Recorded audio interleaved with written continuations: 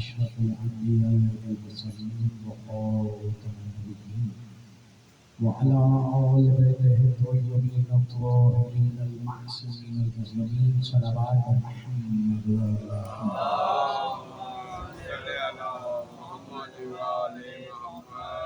أما بعد بسم الله الرحمن الرحيم صلوات محمد اللهم صل على محمد وآل محمد. سامعین کرام قدر، شکر اور کفر کے عنوان سے آپ سے گفتگو کا سلسلہ کل سے شروع ہوا ہے۔ ماشاءاللہ جناب، ماشاءاللہ جیو. جزاک اللہ۔ شکر کی منزل یہ ہے کہ نعمت ملے تو شکر کیا جائے، صبر کی منزل یہ ہے کہ مصیبت ملے تو صبر کیا جائے۔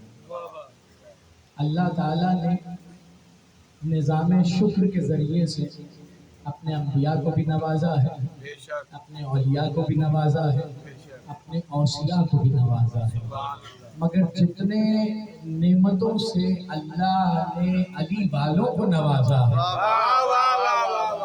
اس کا کوئی حساب قرۂ عرض میں اکبر بھائی موجود ہی نہیں ہے۔ وہ اس لیے موجود نہیں ہے کہ اللہ جب دین جیسی نعمت کو کامل کرتا ہے تو علی کے نام کو بلند کر کے بتاتا ہے کہ اگر کسی نے نعمتوں کی عظمت کو پہچاننا ہے وہ علی کی ولایت پر ایمان لے کے آ جائے۔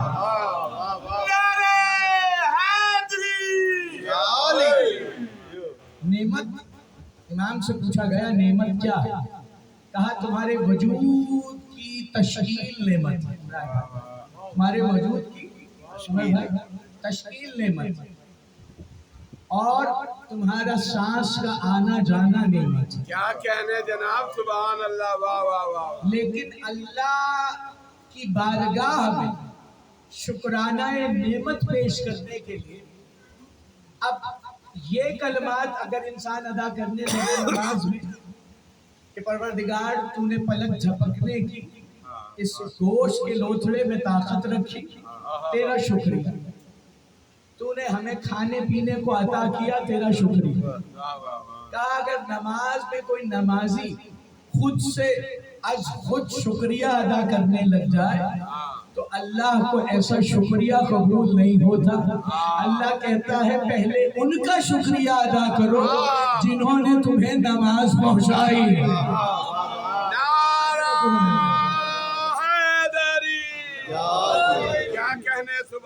اسی لیے کہا جاتا ہے کہ نماز کے السلام علیکم یا ایھا النبی ورحمۃ اللہ وبرکاتہ، السلام علینا وعلی عباد اللہ الصالحین، کہ ہمارا سلام ہو نبیوں پر بھی اور ان پر بھی جو صالحین ہیں۔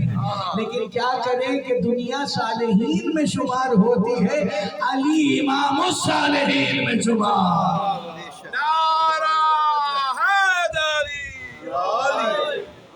اسی لیے ذکر علی دراصل شکر کا نام ہے۔ بے شک بے شک۔ یہ اس وقت آپ جو فرش اعضا پر بیٹھے ہیں یہ آپ صرف مجلس نہیں کر رہے ہیں، اپنے ہونے کا شکر ادا کر رہے ہیں۔ نعرہ حیدری، واہ واہ واہ۔ بات کو یہ معلوم نہیں ہوتا کہاں سے آئے تھے کہاں چلے جائیں۔ بھائی ایسی بات ہے عمران بھائی کہ کہاں سے آئے ہیں کہاں چلے جائیں۔ دنیا کے حسن فلسفے میں اور جانوروں کے فلسفے میں فرق ہی نہیں رہا، کیونکہ جب جب دنیا در آل محمد سے دور ہوتی ہے اس کا حال یہی ہو جاتا ہے۔ اب کتاب ہے معنی الاخبار، کتاب کا حوالہ آپ کے حوالے کر رہا ہوں، معنی الاخبار کتاب، اس میں میرے امام کا ایک قول جو پریشان کرے گا کچھ دیر کے، کہا اگر کسی نے اپنا صدقہ سمجھ کر راہ چلتے، اب الفاظ یہ حدیث امام کے نہ ہوتے تو میں نہ دہراتا، مظاہر صاحب الفاظ ایسے ہی نہیں ہے صاحب، تو اسی طرح سے پیش کر رہا ہوں۔ کہا اگر کسی نے اپنا صدقہ راہ چلتے ہوئے اس جانور کو جسے فارسی میں صد کہا جاتا ہے، جسے عربی میں قلب کہا جاتا ہے، جسے ہم کتا کہتے ہیں، کہا اگر کسی نے اپنا صدقہ اتار کر ایک روٹی بھی اس جانور کو کھلائی تو وہ بروز حشر خدا کے عذاب کا شکار ہے۔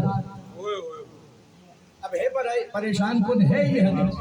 جو بزم امام میں تھے وہ بھی پریشان کہ مولا جو سب کے لیے رحمتوں کا پیغام دیتے ہیں وہ جانوروں سے بدسلوکی کا پیغام دے رہے ہیں۔ جانور تو جانور ہے، جانور کا کیا قصور ہے؟ اس پہ وہ شخص کہنے لگا مولا یہ کیسا حکم ہے؟ ہم تو اکثر روٹیاں ڈال دیتے ہیں گلی کے جانوروں کو یہ سمجھ کے کہ بیچارہ بھوکا ہے، بیچارہ بے زبان ہے، اسے ڈال دیتے ہیں۔ امام نے کہا میں 4 ٹانگوں والے کتے کی بات نہیں کر رہا۔ سلامت رہے جو ہاتھ بلند ہوا ہے ڈاکٹر صاحب سلامت رہے۔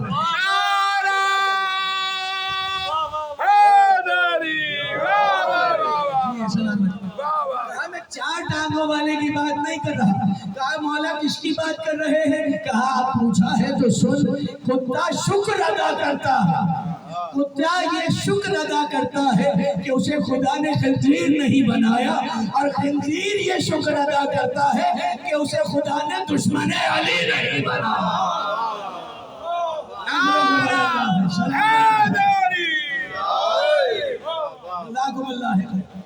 شکر کی منزلیں دیکھیں کہ دشمن آل محمد ہونا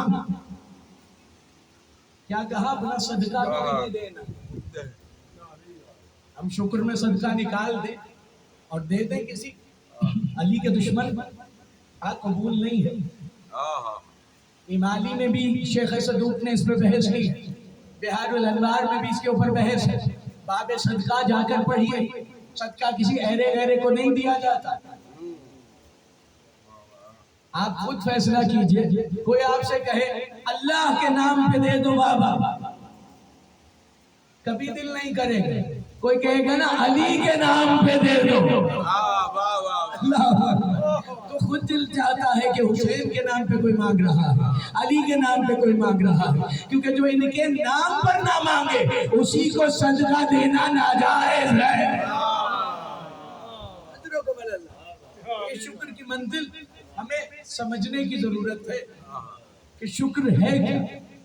شکر سب سے بڑا یہ ہے کہ محمد و آل محمد کی محبت ہمیں مل گئی ہے۔ اپنے نماز میں جزاکم اللہ خیر، اپنی نماز میں یہ شکر شامل کیجیے۔ اسی لیے کہا گیا درود شامل کیا گیا نماز میں، تاکہ بندہ بشر اپنی نماز میں شکر کی منزل پہ قائم رہے، کیونکہ عبادت غرور کو بیدار کر دیتے ہیں، غرور کو بیدار کر دیتے ہیں۔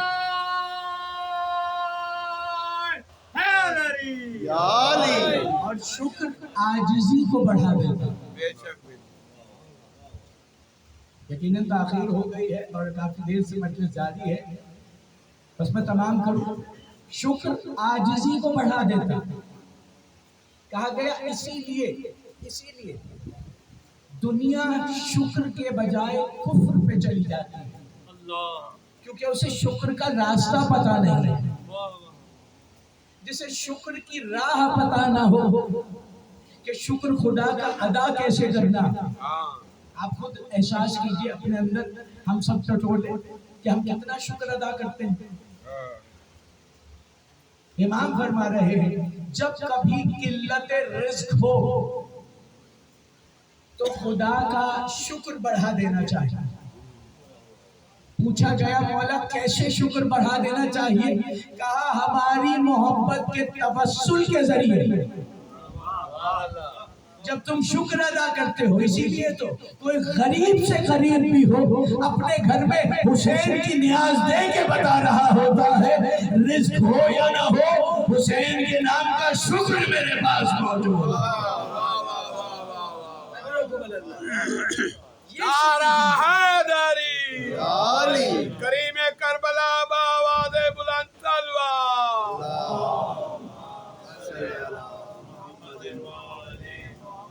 یہ شکر جب ہمارے خون میں شامل ہو جائے گا، مگر شکر یہ نہیں پروردگار تو ہی کافی ہے، قرآن ہی کافی ہے.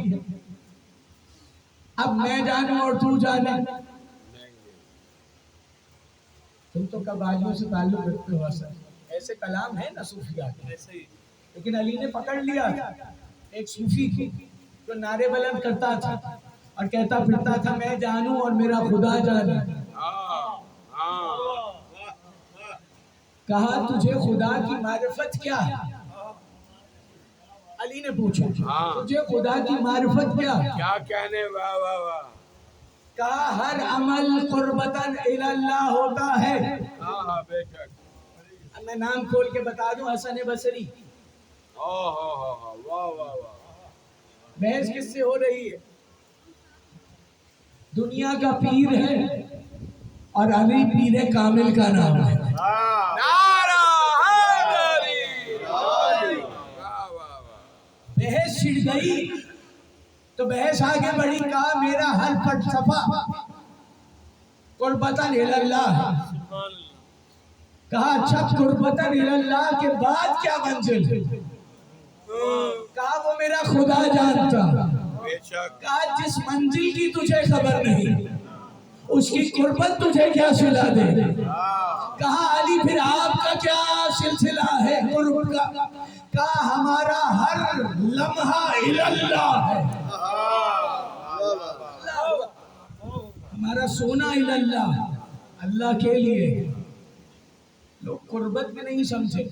لیکن یہ اس وقت آپ قربت میں نہیں بیٹھے، آپ صحبت میں بیٹھے. تمام کیا بیان. آپ اس وقت صحبت میں بیٹھے، ایک دوسرے کی صحبت. قربت کی منزل اس سے آگے ہوتی ہے. قربت کی منزل میں قرب ہوتا ہے، قریبی ہوتی ہے، اور اتنی قریبی ہوتی ہے کہ ثم دنا فتدلی. اللہ کہہ رہا ہوتا ہے کہ 2 کمانوں یا اس سے بھی کم کا فاصلہ رہ گیا. مجھے کوئی دنیا کی تاریخ میں کسی ایسے مفسر، کسی ایسے محدث کا نام بتا دے کہ جو اس دعوے کو کہہ رہا ہو کہ میرے پاس بھی قرب ہے. کیونکہ مقرب ترین خدا کے ملائکہ کے پاس بھی وہ قرب موجود نہیں. جبریل بھی ایک مقام پہ آ کے کہتا ہے آگے گیا تو پر جل جائیں گے. پھر کہاں کا قرب؟ جس جبرائیل کے شاگردوں کے ذریعے آپ صبح کی نماز میں رزق مانگتے ہیں، اس کی پرواز بھی کہیں رک جاتی ہے. تو اب پہچاننا ہے قرب الہی کو ایک جملے میں پیش کرنے لگا. ایک وہ مقام ہے جہاں پر جل جاتے ہیں، اور ایک در سیدہ ہے جہاں پر مل جاتے ہیں.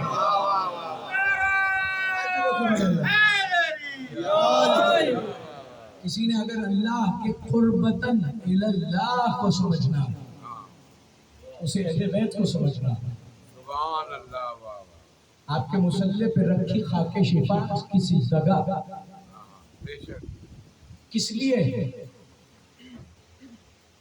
وہ اس لیے ہے کہ آپ جب سجدہ کریں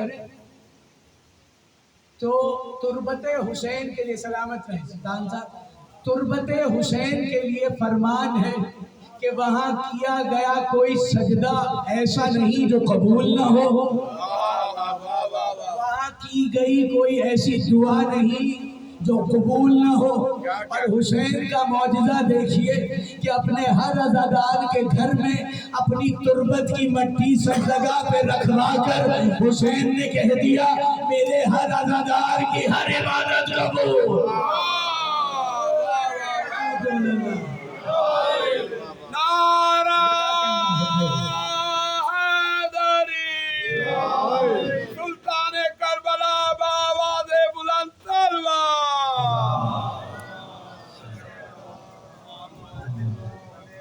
میرے واہ واہ ہر عزادار کی واہ واہ واہ واہ واہ واہ. حدیث رسول ہے استجاب الدعا تحت القبۃ الحسین، کہ دعا کی استجابت کی بہترین جگہ قبۃ الحسین ہے. یعنی کہ حسین کے گنبد کے نیچے تو دعا مانگی جاتی ہے وہی قبول ہوتی ہے. یہ کرم ہے حسین کا. لیکن حیرت ہے مجھے ان لوگوں پہ جو جس جگہ پہ حسین لکھا دیکھ کے پلٹ کے سجدہ کرتے. آپ کو سجدہ حسین کے صدقے ملا. اگر تصور میں حسین آ جائے بلال قاسم صاحب کا دیبو بھائی ایک شعر ہے جس میں انہوں نے کہا وہاں خیال محمد میں آ رہے ہیں حسین، وہاں خیال محمد میں، جب نبی سجدے میں حسین کو چھوڑے کہا 73 مرتبہ یہ واقعہ ہوا ہے، ایک مرتبہ نہیں ہوا ہے، ورنہ سب لکھ دیتے حادثہ تھا، سانحہ تھا، نہیں 73 مرتبہ کر کے نبی نے بتا دیا یہ حادثہ نہیں ہے، مشیت ہے۔ اب بلال قاسمی صاحب مولا ان کی توفیقات میں اضافہ فرمائے، کہنے لگے وہاں تصور احمد میں آ رہے ہیں حسین، جہاں خدا کے سوا دوسرا نہیں ہوتا، خیال محمد میں آ رہے ہیں حسین، جہاں خدا کے سوا دوسرا، کیونکہ حسین غیر اللہ کا نام نہیں ہے، حسین سار اللہ کا نام ہے، سار اللہ ہے حسین، سار اللہ، جس کے سینے پہ نقش ہو گیا حسین کا غم، وہ خود مستجاب الدعوات، کسی کی دعا کوئی قبول نہ ہو، کسی ماتمی کو روک کے کہنا کہ میری دعا کرو، کیونکہ ماتمی کی دعا جناب زینب رد نہیں کرتی، اور ماتم ایسی عبادت ہے جس کی آیت اللہ العظمیٰ کا نام زینب کبریٰ،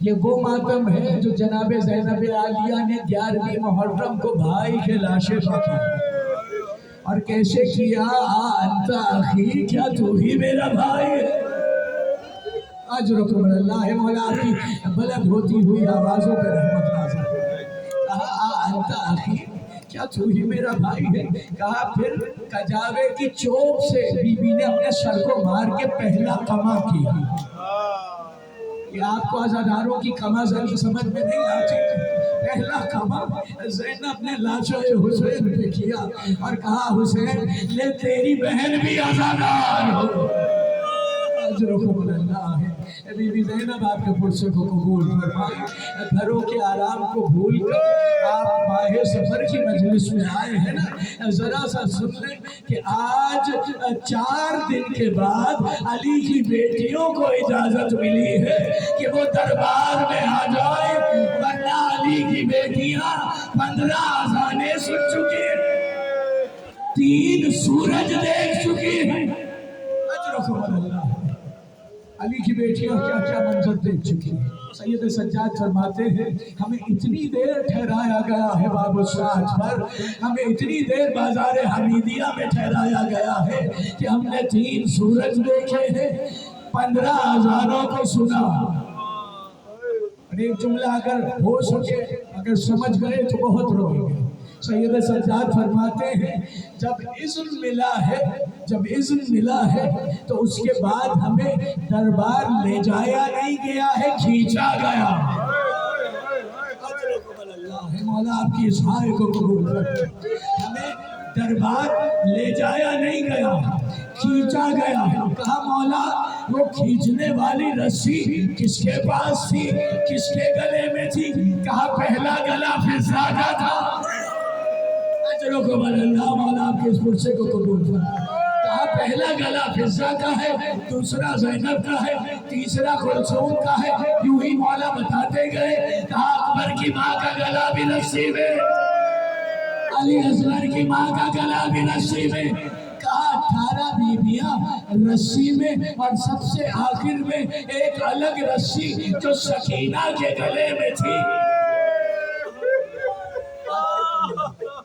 کہا جب دربار میں ہم داخل ہوئے تو سب نے میری بہن سکینہ کو دیکھا اور دیکھ کے کہا یہ کون بچی ہے جو کبھی دایا پاؤں اٹھاتی ہے، کبھی بایا پاؤں اٹھاتی ہے، ایک مرتبہ یزید نے کہا اپنا نام بتا، سکینہ نے بولنا چاہا، لب ہل رہے تھے، آواز نہیں آ رہی تھی، ظالم تازیانہ لے کے بڑھا، سید سجاد نے کہا تازیانہ نہ برسا، اس کی رسی کھو، اس کی رسی کھول دے، یہ بتائے گی یہ حسین کی بیٹی ہے، یہ تماچے کھاتی آ رہی ہے، یہ مظلوم ماں سکینہ ماتم سکینہ